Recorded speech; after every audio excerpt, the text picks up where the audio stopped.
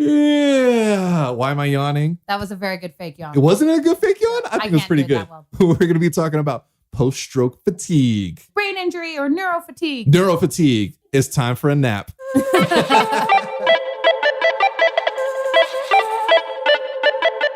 Hi, I'm Joe. And I'm Lauren. And we are the NeuroNerds. Yes, that was on time. I feel pretty good about that.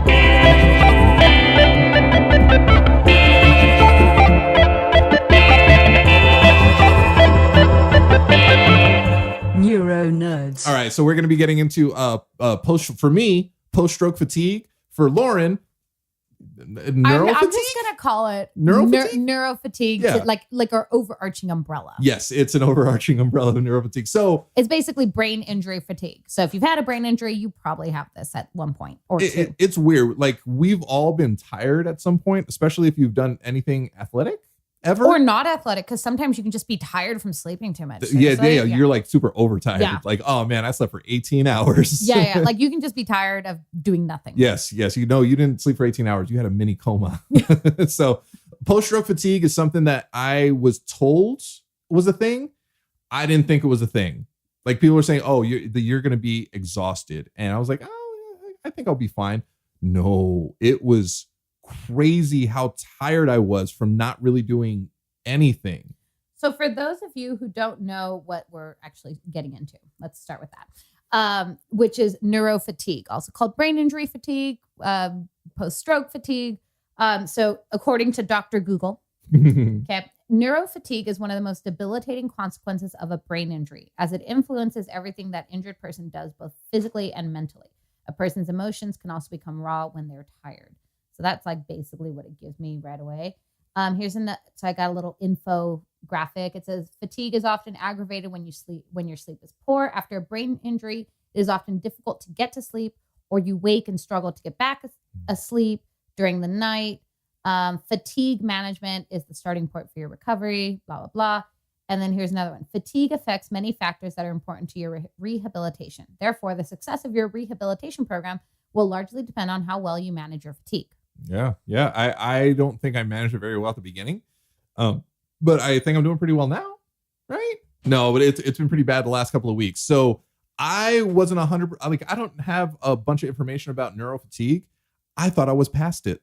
So I was really tired coming out of the hospital. I was really tired like my first few months in recovery, and then over the last like year, I've been pretty good. I get tired, but it was nowhere near neuro-fatigue at the beginning, where I'd be in the middle of a conversation with somebody and I'd start to nod off, especially anytime I had to think. I know that sounds weird because we think all the time. I'm thinking now, we're having a conversation, I'm thinking about the words that are coming out of my face. But it was like, if I had to, numbers were crazy. If I had to figure out numbers, if I had to figure out timing, well, it's like 15 minutes away and it's this time now. What time will it be in 15 minutes? I'd have to take a nap. It's crazy. And I think neuro-fatigue, it's beyond just like, oh, I'm tired of like being awake or being active. Like there's actually where like your brain is actually feeling tired. Your brain is sluggish. Things don't process. So it's not just, oh, I'm tired from, being injured and trying to function. It's also like, it like literally feels like your brain is like running on like fumes. Like You need 12 shots of espresso. Like that's where you're at. And your brain feels like it's slowing down. So I think it's a physical like response and manifestation of your brain being exhausted. It was weird for me because I mean, I as a former athlete, yeah, that's right. Joe's a former athlete. Unofficial. I understood. All right. Well, I had this type of workout. I'm going to be really tired. I'm really sore. The next day it's like, oh man, I think I want to sleep a good chunk of this day because I'm so tired because of that workout. The neuro-fatigue was strange because I would think about something and then I would like have to take like a 2-3 hour nap. Well, and most people tend to forget your brain is a muscle. Right. So the more you use your brain, the more tired it gets. And when we're without a brain injury or not in recovery, like your brain bounces back. Your brain is one of the most amazing things on the face of the planet. Like it's super powerful, mind over matter. Like your mind can create things. But, so when your brain is physically healthy, you can bounce back, no problem. You're fine. But when you're in recovery, you have a big injury on your brain. Like it's just like any muscle. Like if you tore your muscle or strained it, like you don't bounce back. No, it takes more time. So And effort. I wasn't really aware of any of that. I Google a lot of stuff, so I was prepared. I wasn't at the time, because again, like a doctor would say, well, yeah, you're going to suffer from neurofatigue and feel really tired. Cool. I don't think I was in a right mindset to even think, oh, I should look this up online or ask questions. Because even thinking of the questions to ask, I'd need a nap. Yeah. Even picking up my phone to Google something, like I would need a nap. It was crazy. So a year later, I was feeling pretty good. I would be tired, but nowhere near as exhausted as I once was. So I was like, oh, cool. I'm past this neurofatigue. This is awesome. He thought you could get past it. No, man, I am absolutely not. So over the last couple of weeks, I've been kind of running a little bit ragged. I've been doing a lot more, but I've felt more like me than I've felt since I've been out of the hospital. But the fatigue has hit me hard. Mm-hmm. It's been hitting me so hard. And I was like, I thought there was something wrong with me. I thought there was I was reverting. I thought there was a problem. I've spoken to several other people who have had, brain injuries, who have had strokes, and same type of strokes I had, like hemorrhagic stroke. And it's kind of the same thing. Like they'll have patches where they're fine and there's no issues, there's no problems. And then it'll just hit them like a ton of bricks, which it hit me. Mm-hmm. There's one woman that said she had neurofatigue for the first 3 to 4 years of her recovery. And then she was fine for the next few years, which I was like, oh, that's awesome. And then in year 7, it came back with a vengeance. Mm-hmm. I'm like, oh man, I don't want this. Well, it's because unfortunately recovery, brain injuries, there's not enough research done that's like concrete research. It's very hard to research brain injuries and the effects of it because they're also so long term. So it's unfortunate, but if you're a brain injury survivor and you're in recovery, this is the long haul. Yeah. Like for some people, like it's hit it and quit it. Like they get injured and then they're fine. Like right. That's fine. But there is a large group of the majority that's like, it's a long-term thing. And this is why you can recover within a year and be back doing what you're doing and you're super fine.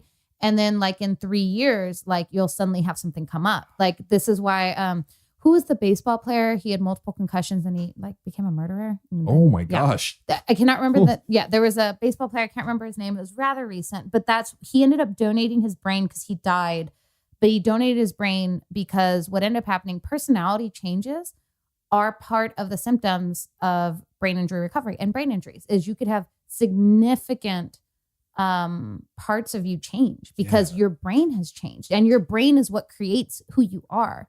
Like that's why it's super important when you're in recovery that you're being patient and taking time.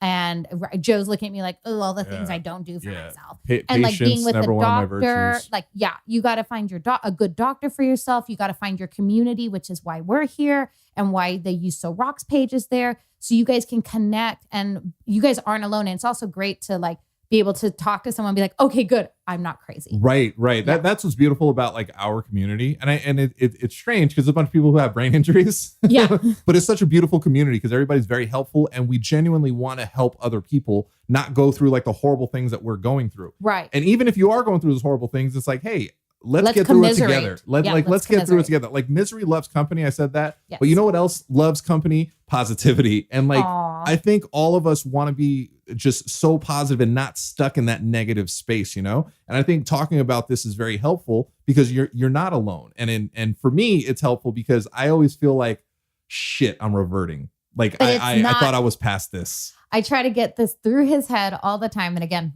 brain injury. But I did have a brain injury. Right?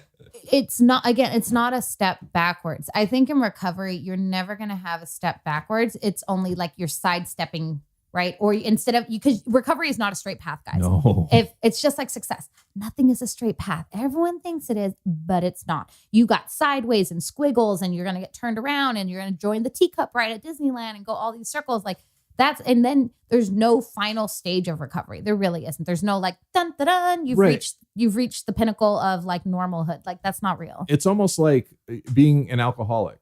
You're never not an alcoholic. You're just a recovering alcoholic. So we're not calling everyone here alcoholics, guys. Let's be clear. Yeah. I don't go to meetings. I'm just a drunk. Just kidding. Jokes. So alcohol's not good for recovery, y'all. No, it's not. It's not. Don't do it. It's not. But I did enjoy several beers last night.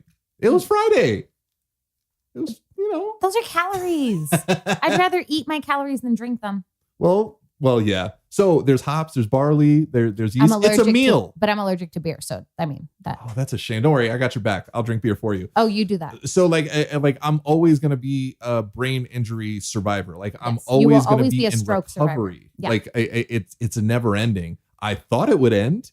It's never. And I'm not saying that like in a negative way, because to me, honestly, I kind of feel like it's a negative that I'm always going to be this way. It's not. It's just the reality. And it's figuring out the new normal. Exactly. It's not 24 hours a day that I feel this way. It's not even sometimes a day a week. It's not even an hour a week sometimes. Like I'll go huge chunks of time without any issues. But when that issue pops up, everything else disappears. That's like the only thing in the world. Like everything else sucks. And I'm an idiot and I'm broken. And I guess I'm not very nice to myself. No. But like my advice to you guys is don't be like Joe. Be kind to yourself, because the kinder you are to yourself, the easier it is for you to get back on track. And the biggest thing, I think that's the biggest disservice to all of us is comparison. Oh yeah. And so we tend to like kind of idealize the like pre-injury we were. Like, even if we know maybe we weren't the best people beforehand, or we didn't have the best practices, or we weren't the healthiest, like we still idealize that as like, well, I was normal.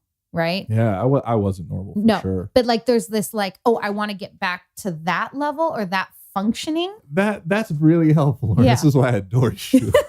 So I say that a lot. I've said that a lot in my recovery. I wish I was back to being normal. But do you really want I absolutely don't want to go back to the way I was. I was depressed. I was angry. I was frustrated. You ate like shit. I was anxious, Yeah. but like in a bad way. I didn't know any better.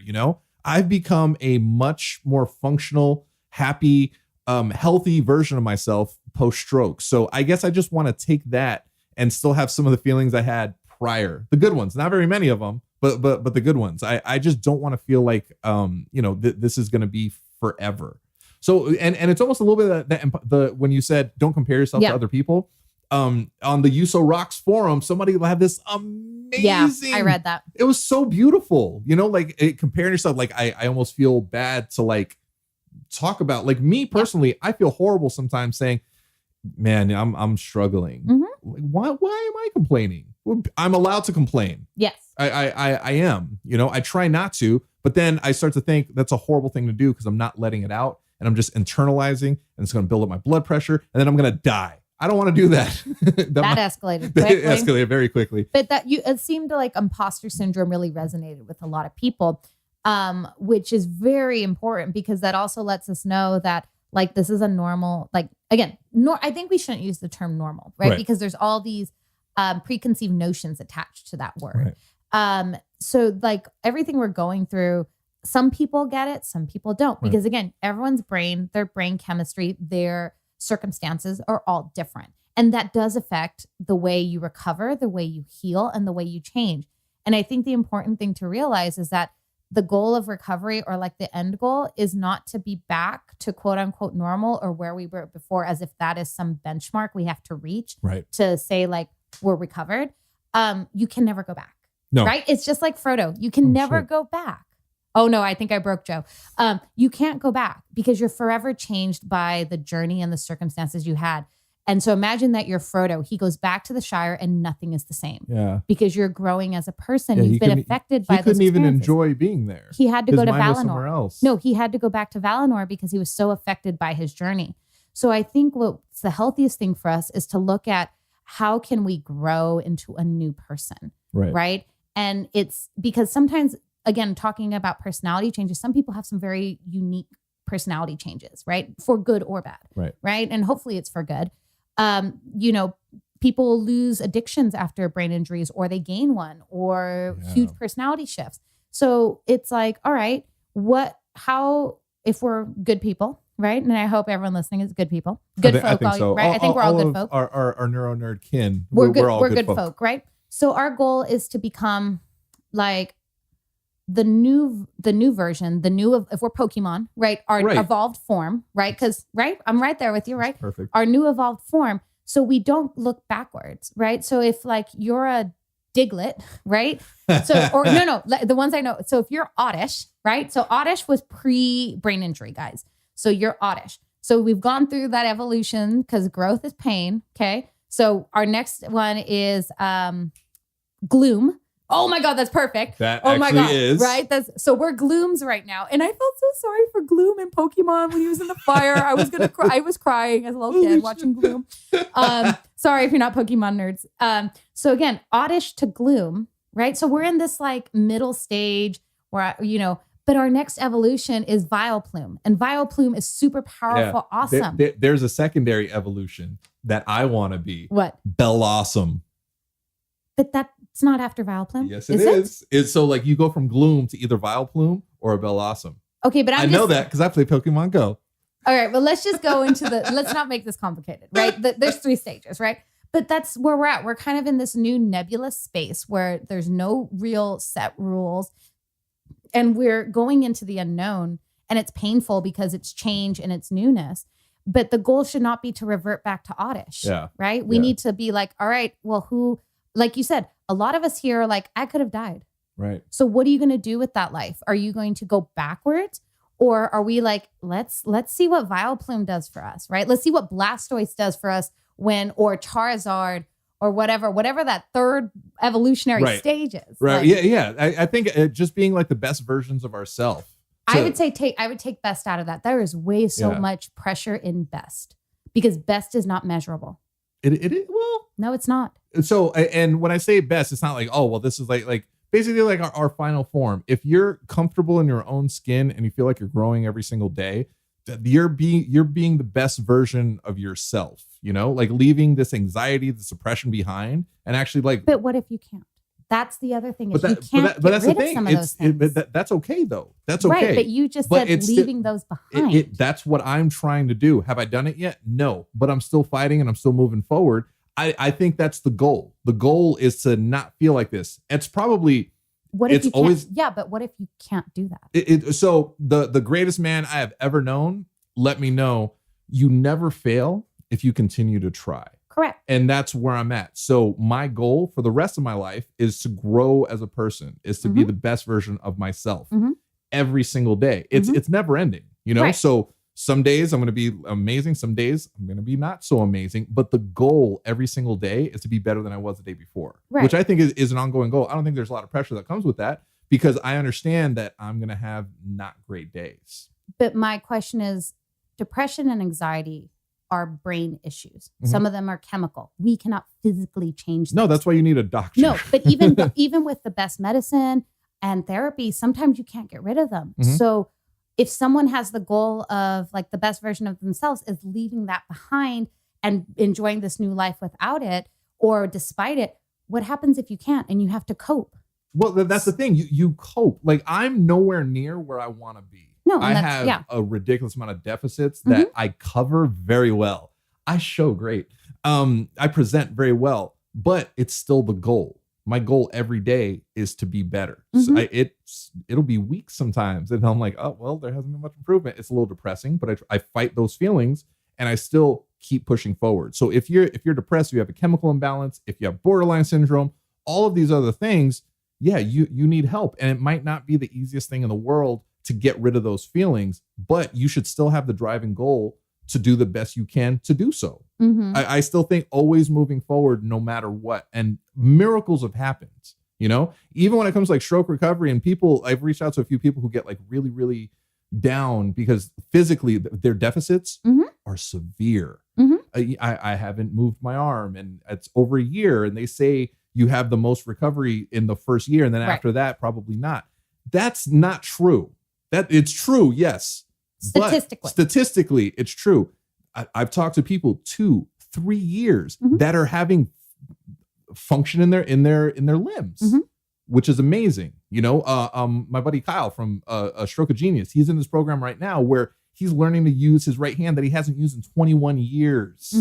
And it's this like machine, it's moving it with his mind. It's crazy, but there's always hope. With hope, we can do anything. And I'm sure at some point in his life, he was like, I'm never, ever going to have a functional hand. Who knew in his early 30s, he's on the verge of having a functional hand, or at least moving towards that. So there's always hope out there. And I think we always stay positive and just try to be better versions of what we were today, tomorrow. I think we're all going to be fine. That's my goal. I just sit here and I just hear, I'm like, that is so, when I'm listening to it, I'm like, that's so beautiful. That's so much pressure. I don't see it as pressure though. Yeah. Pressure is trying to figure out how you're going to eat tomorrow. That's pressure. We made it. We're alive.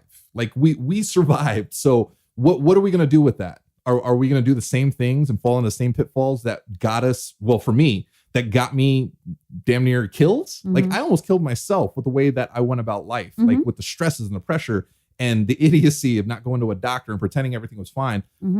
I never want to repeat that. So I don't want to do that. So like, I want to do something different. And what I want to do is grow. What I want to do is not stress out. And I do stress out constantly. And I fight it. And it's exhausting. It's very tired. One of the reasons I probably have neuro-fatigue. Right. But I fight it every single day and it gets easier. The first time I ever did it, I was like, I can't do this. I just can't do it. I find new ways to motivate myself. I talk to more people. I see more stories and I'm like, no, I can do this. Because it's not just me. It's this community of beautiful people out there and we're all doing this together, you know? So I don't see it as pressure. I don't. I see it as something that I want to do. And I also see certain things as things I don't want to do. So now it's just preparation. Now it's just figuring out how to like get to that goal. But what happens, because I know we've had this conversation before, is when you have something that does, like in your perception, is a setback. But it's so painful and so huge because you're not constantly moving forward. I hit that. I had occupational therapy yesterday. Okay. So I've been having a lot of trouble with my right hand. Another thing that I thought I was over. So I have tremors in my right hand. It's one of the I don't know, one of my worst physical deficits. Okay. But it's not even that bad. See, I'm even lightening the blow. I know. I'm like, so not your therapist, but I'm like, dude, stop minimalizing this. So I have trouble writing my name. I've said that before, like I just have, it's chaos and it sucks. So for the last few months, it's been good. It's a little chaotic, but it's not because of the tremors, it's just because I'm sloppy. So I had trouble the last week. I've had to sign several things, had some tax stuff and like just signing my name. And it was crazy how terrible it was, how and how affected I was by that, thinking, what is going on? So I threw the baby out with the bathwater. I'm like, everything sucks. I'm reverting. I'm not gonna be able to use my hand. But so I do struggle with that. Like you go to the two extremes. It's like everything's good and oh my God, everything horrible. Sucks. I'm like, hang out in the gray, be a gray Jedi, like hang out. There is. Gotta relax a little. It stresses me out. It's very, because you know what it is? When things are good, it feels so good. But then when things are bad, it's like, I'm never going to see good again. But that's the depression. That's the anxiety. That's the recovering Catholic. That's all that stuff that's creeping out that I'm working every day to get past. Right. And I'm getting better. Like it used to be like, oh, everything sucks. And I'd be like that for several days. Now it's like not in the moment yet. It takes a little bit of time. It might take a conversation with a friend. And then I'm like, yeah, it's ridiculous that I'm feeling this way. Look at all of these things that I've done. So that's why I don't see it as a lot of pressure. It's a lot of pressure if you're doing it by yourself. Don't do it by yourself. Find somebody. I thank everything that I have Lauren. Thank everything I have Felice, that I have Sarah from the Stromies, that I have my friend Rianne overseas, like all of you guys and Noreen, in Australia, all of you guys have helped me so much get past this. Cause some days I'm like, I can't do this. And I find it very hard to ask for help. I don't want people to think that I'm weak because I'm a big, strong man. So I don't talk about it very often, but we need to. We need to as people, as recovering brain injury survivors. Yeah. If not, we're just going to struggle. We can't internalize. We got to let this stuff out. We have to talk about our recovery or we're never going to be able to recover, So I'm not as black and white as I was. You're still pretty black and white. I am still pretty black and white, but I'm fighting that. Yeah. And tomorrow I hope to be better than I am right now. That's the goal. So if I'm not, it's not going to be the end of the world. It just means the next day I have to work even harder to get to that point. For me, I'm like, oh, that just feels like so much building pressure. But that's for me. Because what I had to do for my own recovery was because I have post-concussion syndrome. And actually, what's today's date? Oh, did you hit a No, in 2 days, it'll be my 3-year anniversary. So on the 15th of October is the 3-year anniversary of my brain injury. Just realized. Your brain injury survival. That's awesome. Pew, pew, pew. I know, right? Party horns. So one of I've spoken about it before. So like one of the lingering issues that I have beyond anxiety. Again, never had anxiety my whole life until brain injury and anxiety attacks, which fucking suck. And neuro-fatigue. I do get a lot of that because I read a lot and I think a lot and write a lot and do a lot. And so I'm physically and mentally, like when people say I'm physically and mentally exhausted, that's me. That's physically, mentally absolutely exhausted. Lauren. Or mentally, physically exhausted. Right? Follow her Insta stories. You'll understand. Like today, after this, I have a show tonight. But was the one I remember the most and the one that affected me the most was word recall. And I've spoken about this before. I pride myself. I don't know if you guys can tell. Sometimes I can't speak very well, but I pride myself on how articulate I am. And like, I've talked about like one of my gifts when I graduated was a dictionary with my name on it. Like this is me, guys. And I love words and I love playing with words and writing. And so like when I had the brain injury, one of the most lingering things that's lasted up and here we are 3 years later is I have issues remembering words. Certain words, they come back. Like, it's not like I'm missing words from my vocabulary, but it's like in the moment with that pressure of thinking, I can't think of the word. I can think of the concept. I can think of words around it, but I can't think of the word I need. And I used to be so upset because it would show up 20 minutes later. It would show up the next day. You know, as soon as I relaxed, it would show up. And I used to beat myself up about it. And I was like, oh my God, now you're an idiot. Like you can't even think of words. You can't write. You want to be a writer. You can't write. Like, so it was super stressful for me. And I went to go see a therapist that my lawyer told me to go see. I had to go see, I was court ordered. No. They were trying to see how crazy I was. No. And so she was sitting there and what first thing she pointed out was how much I minimalized or devalued what I'd gone through, which a lot of us do. Yeah. I think I just did earlier. Right? Yes, you did. And so the way she says, I remember she looked at me, she's like, you do not see how much this injury affects you. Right. She's like, because I was referring it to as a boo-boo on my brain. Because I was like, oh, I bruised my brain. No big deal. I got bruised all the time from fighting. Like, yeah, I know. So again, talk about minimalizing, right? And so she goes, it's not a boo-boo. She's like, this is a traumatic brain injury.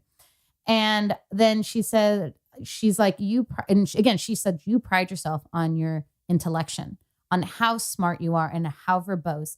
And this is like one of your huge points of pride. And I didn't realize how much I valued my intelligence. I knew I was smart, but I didn't realize how much that meant to me as an identity. Mm-hmm.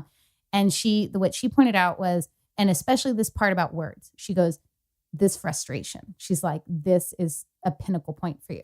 And she said, imagine Naomi Campbell, supermodel, right? It's all about her face and her body, but it's her face. Right. She goes, now imagine she wakes up one day and she has this huge, 4-inch wide scar running across her entire face. Right. That's like her identity. Yeah. That's who How she is. devastating would that be to her? And I was like, well, yeah, there goes her livelihood. There goes everything about her identity. She goes, that's you with your brain.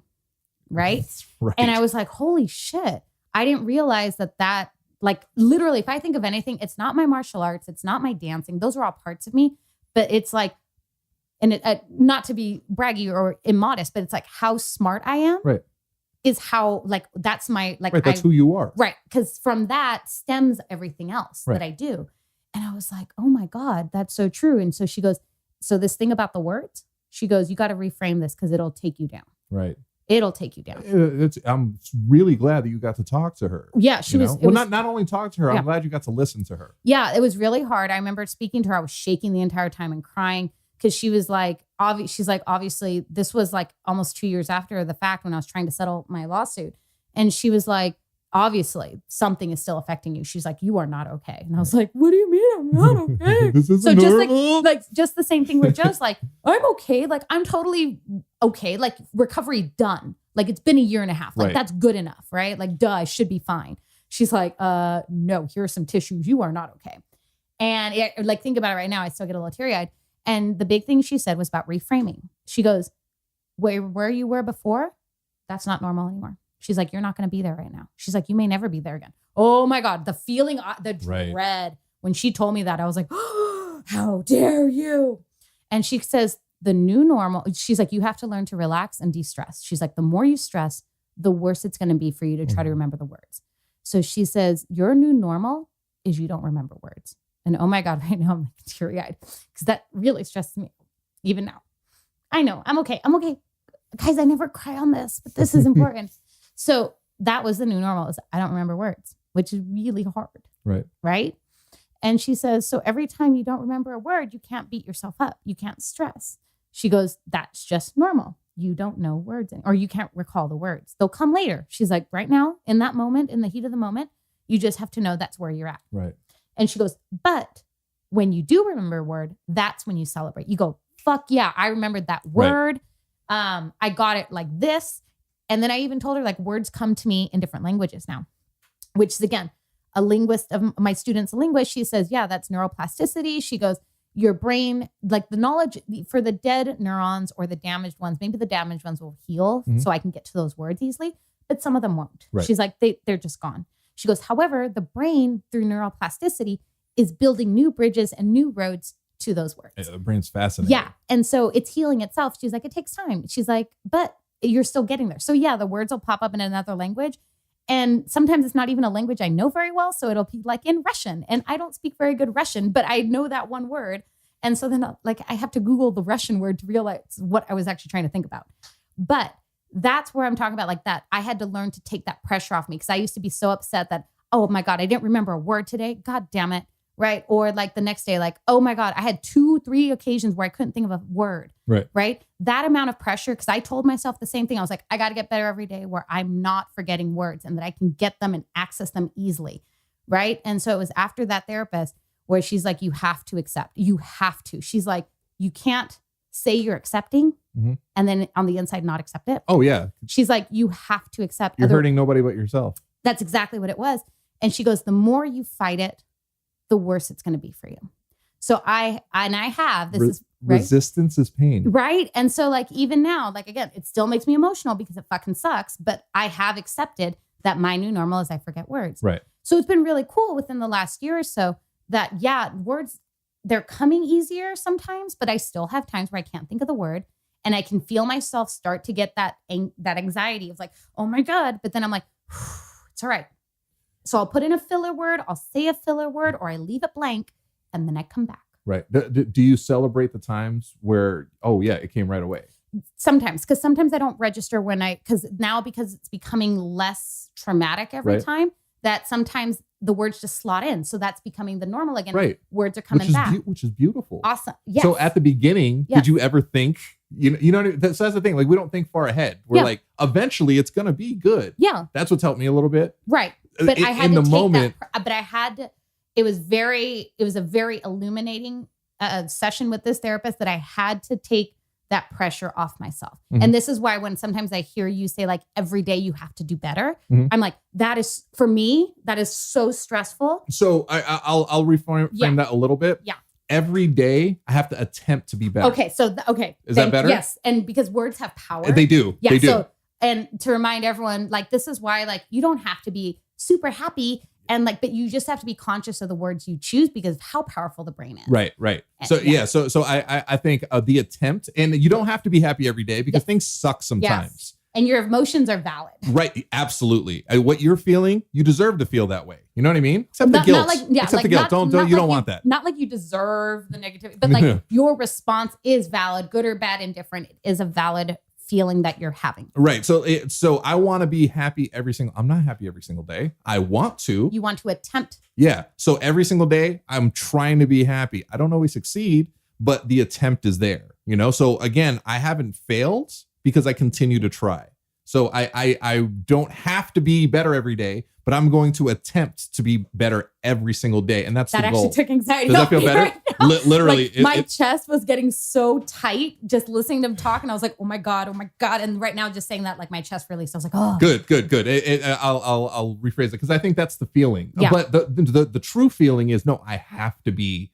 At least that's how it was at the beginning. Yeah. I have to be better. Yeah. And it was rigid. It was when I wasn't, it was the end of everything. I was just crushed that I'm never going to get better. All of this was for naught. I'm a fake. It's crazy. Or a failure. Yeah. I exactly. I tried and I failed and I can't do it. No, I just couldn't do it right then and there, but overall, I haven't celebrated all of my victories, but why am I just constantly hammering myself down for all of my failures? And all that does is get us more mentally exhausted. It does. And then the more tired you are, the less you have patience, the less you can process. Right. And the less you can move forward in your recovery. The more you're focused on that, the more flustered you're going to be, the less likely your neurons are going to connect in a proper way. Do you see the negative vortex that we're all getting stuck in? And it's cyclical. Like it just feeds itself and it continues and it continues.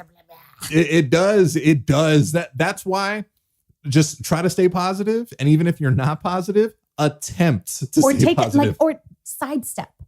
Take a step away. Mm-hmm. You don't have to move up. You don't have to move back.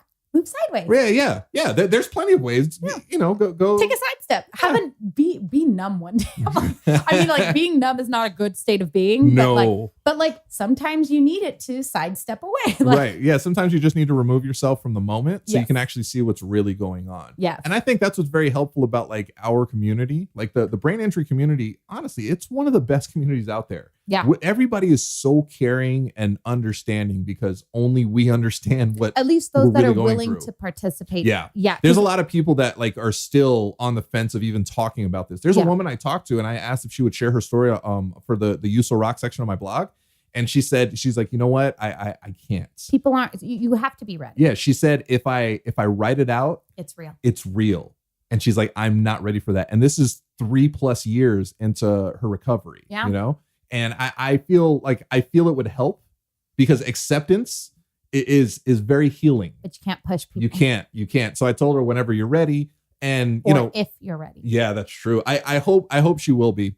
And I hope all of you out there seek out help. Seek out somebody to talk to. Yeah. I mean, if you can get therapy, yes. That is it's therapy, the negative stigma around mental health. Oh, you're fucking crazy. No. Is going away. Yeah. Because more, we have a better understanding of illnesses and injury. And if you have that keeping you back, this preconceived stigma, of those around you, whether it's societal, religious, family, whatever, you got to work on that too. Absolutely. It's going to prevent your recovery. Right. And this is where we'll tell you to be your favorite superhero for yourself and go get yourself some help. Yeah. But if you don't have insurance, there's always free services out there, especially in the brain injury community. I wish I could name people off the top of my head, but I'm sure there's foundations where you live. Yeah, absolutely. You can check the Heart and Stroke Association, the website. They have all kinds of information for low cost to no cost help. Yeah. And look, we're not therapists. No, at all. No. Disclaimer. We're survivors, and we've been through a lot of this stuff. And we're very lovable characters who love to help. We really do. And for me personally, just the lonely aspect of recovery was just, it was the most difficult time in my life. It really was. And the fact that I actually have a community of people to talk to is incredible. And I know how sad and lonely it can be for people. That's why I stress, reach out, talk to us. The NeuroNerds, we're always here to help. We're awesome people. And just find people, because 9 out of 10 people that I talk to that have suffered a brain injury, some of the nicest people in the world, some of the most giving, caring people. And we all want to help one another. We all want to help ourselves in our recovery, but we also want to help our community not go through the things that we've gone through. Yeah. And, it might not be the people around you. Sometimes those are not the best people to help you in your recovery. Oh man. Unfortunately. There's some horror stories and people are saying, oh, my husband left me and he was my caregiver for years. I'm crushed. Yeah. So this is where, again, we talk about being your own superhero. You got to be your own advocate sometimes. Even if you don't feel like you're strong enough to do it or prepared or ready, you got to fight for yourself, because at the end of the day, you might not have someone else to fight for you. Sometimes you just got to grip and rip. Take a chance sometimes take a chance, reach out to somebody. You never know. That might be your new best friend. That person might turn into a family member. And they may not live near you. Yeah, that's true. That's the beauty of the internet. There's somebody I talked to from overseas. I'm not going to name any names because I don't know if it's cool to talk about them. But she was saying, man, I don't have anybody around me. Mm-hmm. You know, there's nobody local. All of the people that I talk to are online. As much as that sucks, how amazing is that? Maybe you're a gamer and that's all you do, and maybe you're a shut-in and a gamer hermit. Like you don't have human contact, and that's okay. Yeah. I would rather not have any human contact. But who knows? Maybe in your gaming community, go on Reddit, go on a forum. There's probably someone in there that has something similar or can relate, or know somebody, and you know what I mean. Like just because they're not next to you doesn't mean that they can't help. And again, my community, my like circle of trustees, I guess, my inner circle is Rianne in the Netherlands, Noreen in Australia, the Stromies in Nebraska. I don't really have anybody here. Lauren in Walnut. Yeah, Lauren in Walnut. And I got to tell you, that seems just as far as Nebraska sometimes. You know, like everybody is far away, but through the beauty of technology, we can reach out and connect with one another. Yeah. I think that's awesome. Totally. I agree. I totally sound like a California girl. Totally. Oh my God. Bag me with a spoon. Has anybody ever said that? Yeah. What movie was it? Was it The Heathers? I think it was The Heathers. I think it was The Heathers. Yeah. And I'm sure people have said it unironically as well, you know?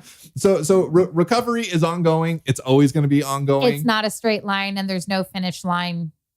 There really, no, there really sorry, guys. isn't. No. That sounds so final. That sounds like it's never ending, but we're not saying it, I think, in a bad way. No, like it's just a continuous process, just like living is. Even if we were if none of us had ever suffered from anything, you're never done growing as a person. No, and ever. If you are, that's stagnation. It is. So I've always said I never, ever want to be the smartest person in the room because what am I gaining? What am I what am I gaining? My hand goes up. I'm like, oh, damn, that's me right now. But really, like, what am I gaining from being the smartest person in the room? I'm not growing as a person. Correct. Like you're just stagnant, you know? So even if you are the smartest person in the room, there's something that you can learn from everyone else. Or you're in the wrong room. You absolutely get in a different room. I'm leaving. You know, we can learn something from everybody out there. And even if it's like horrible, disgusting people, we can learn what not to do. That is always important to learn, is what not to do or what you don't like, y'all. Yeah. So, I mean, recovery, nonstop, ongoing, forever. I wish you luck in your recovery, and you don't have to do it alone because, as always, the NeuroNerds, we're here to help. And I was going to say, be kind, rewind, but I was going to say, be kind, be patient, give yourself some time. Also, be kind, rewind. Oh my God, only like 90s kids. Yeah, if you know where that's from, this chain no longer exists. Oh, but it's going to be in Captain Marvel. Yes, it is. Yes, and I'm very excited. I'm not even going to say what it is. Nope. You guys got to figure it out. Yeah, that's the Easter egg. Do you know where that's from? Yes. Do you know where Be Kind, Rewind is from? It's not just a movie starring Jack Black and Mos Def. Or if you need a hint, go watch Superstar with Mary Catherine Gallagher. Superstar. Yes, that's where she Sometimes worked. I get really nervous and I put my hands in my armpits and I smell like this. That was so weird, but awesome. I am so happy with that. And on that note, so I got to tell you, I think this has been really cool. Yeah. I think it's been very informative. I think it's been very helpful for the both of us. Yes. If not you, for me, for sure. I hope I've been helpful a little bit. Aww. You know, and I hope it's been helpful for you guys out there. Now listen, I say it all the time. I really mean it. So I have my thing in October. We're still in October. Every day this month, I've reached out to a new survivor. And I'm batting like 500 right now. It started the first week, only 3 out of 7. But like people are starting to reach out to me. People I haven't reached out to are reaching out to me. Today's the 13th, just so y'all know. It's epic. People are reaching out. Like strangers are like, hey, you said, I can reach out to you. And like, I absolutely mean it. And I'm holding like great conversations with these people. And we're helping one another. Please reach out to me at Joso Rocks everywhere. Reach out to Lauren at Lauren L. Manzano everywhere. I always say that every week. Yeah, just say everywhere. Everywhere. You're fine. At the NeuroNerds, reach out to us. Join the USO Rocks support group. You just fill out like a little questionnaire, like what happened to you and what's going on. Like, was it traumatic brain injury? Was it a stroke? Was it an accident? And then what's beautiful is the conversations are starting to happen. When it first started when it first started out, it was just me talking to individuals. But now everybody is kind of talking to one another and helping each other out.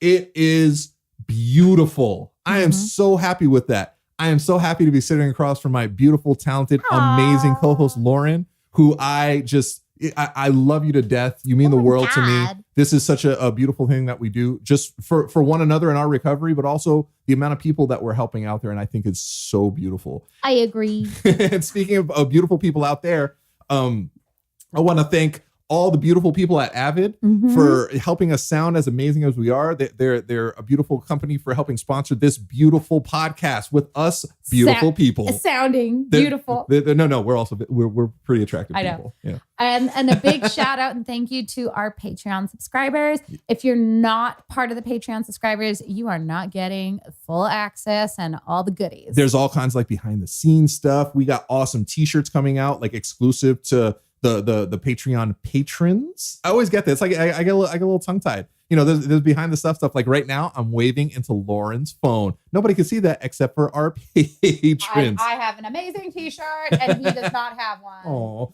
so again, as always, the NeuroNerds, we're here to help. We love all of you guys. Thank you for all of your support. On behalf of my incredible co-host Lauren, NeuroNerds out.